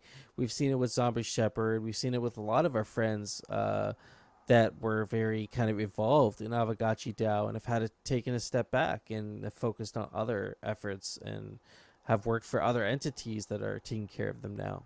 So that I think even I read in the DAO forums like one of the DAO members saying that like Aavegotchi DAO is actually in competition with other organizations and other DAOs for talent, and if we fail to retain their talent, they simply just go somewhere else. Yeah, and no offense to ThriveCoin, I think ThriveCoin's going to do great things with incentivizing work, and hopefully, eventually, even integrating a lot of the host duties. But I think there are going to be trade-offs there, in terms of the way meetings were before versus the way they're going to be now. And I'm not saying they could be like they could be better. Like I'm not doubting that at all. They could be better than the way I used to do them. I just don't believe in that level of coordination with more people doing a better job. Unless they're, yeah, I don't know. We'll see. We'll see. You know. Oh man, songaday.world. You know who that guy is? Song a Day Man? Yeah, yeah. He just did a Gary Gensler song. Do you want to see it? Hell yeah. Let's see if I can unmute it. You share your screen. Yeah, there you go. Fraudsters, scam artists, Ponzi schemes, hucksters, fraudsters, scam artists, Ponzi schemes, hucksters, fraudsters, scam artists, Ponzi schemes, hucksters, fraudsters, scam artists, Ponzi schemes.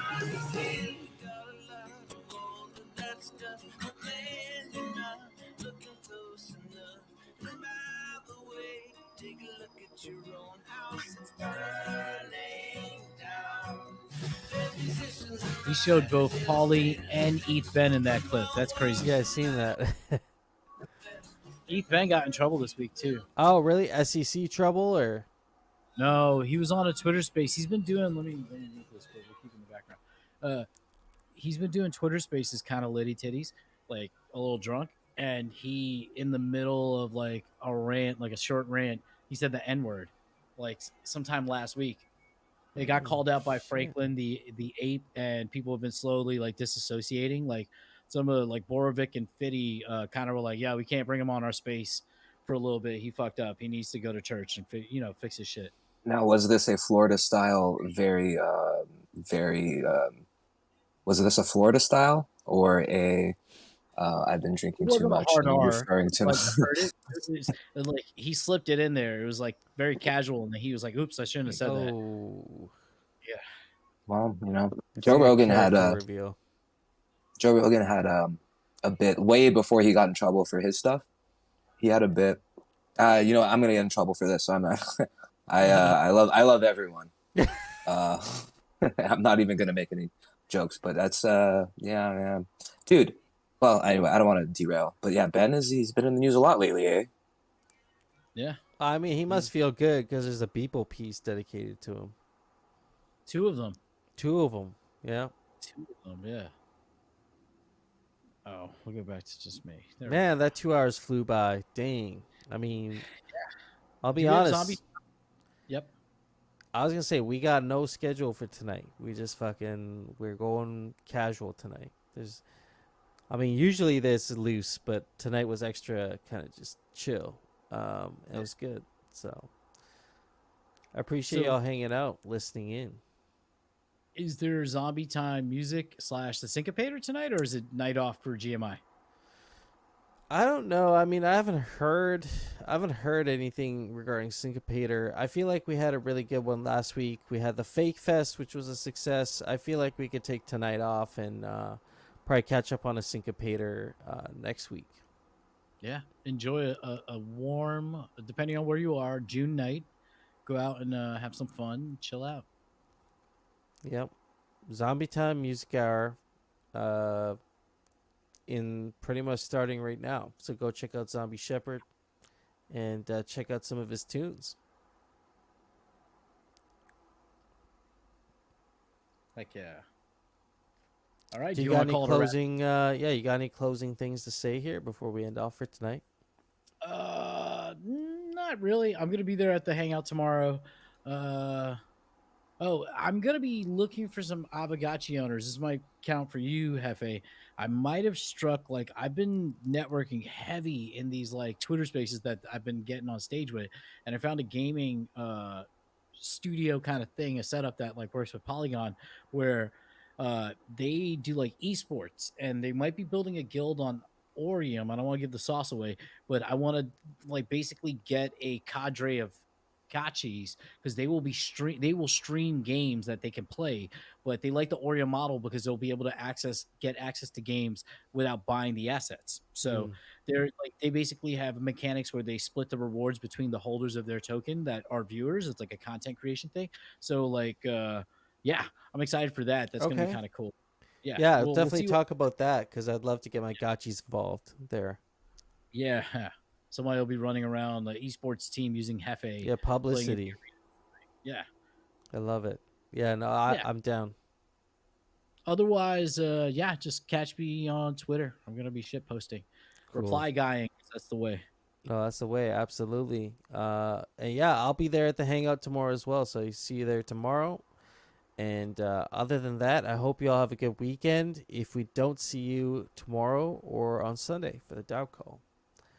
So that's. I'm not going to be there on Sunday. Sorry. I mean, guys. I'm not going to be there on Sunday either. So just letting you guys know, we're not going to be there, but you're welcome to go there and hang out. Yeah, and don't fuck up the recording, whoever's doing it. Did they get the recording of the last week's? I don't know. They used like some Clyde or Carl or some shit like in the Discord. But people were complaining that they couldn't actually access the audio.